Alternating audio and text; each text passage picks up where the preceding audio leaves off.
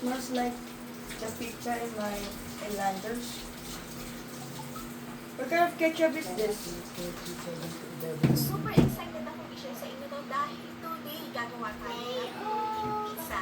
Yes, hindi naman lang kailangan hawakan. Babamban! Uy! Habang nasa pizza. What kind of ketchup is this? At isa pa, I just ito made ko sa it. inyo is step by step para gumawa Okay. ng quality pizza kahit wala kayong pizza oven. Kahit regular oven lang yung gamit, cheap pa rin to. So, wag na natin patagalin yan at simulan na natin.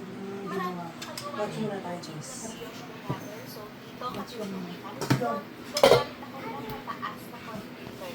Mas maganda pa kasi kita ko talaga pag sa dito, bumabagsak na siya, pati yung mga air packers sa loob.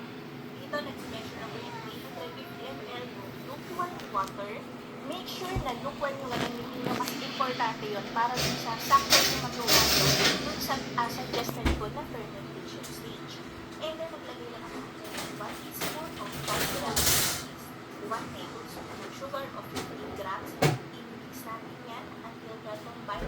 And then, meron ako ditong red flour o strong flour, hard flour, same.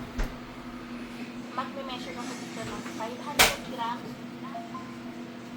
na gamitin Kalat mo. cups. Pero alam mo, Yeah. hindi kasi siya accurate every time. So, makikita nyo dyan, nalagay ko yung 5 cups ng flour, iba yung pinagawa. So, talagang Bet ang kuryente namin, 18,000 na naman. So, 10.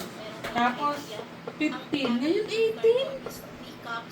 Dati naman, simulang January, kuryente namin, 7,500 lang. 7,500 lagi. Laki na. Wala naman kaming nadagdag.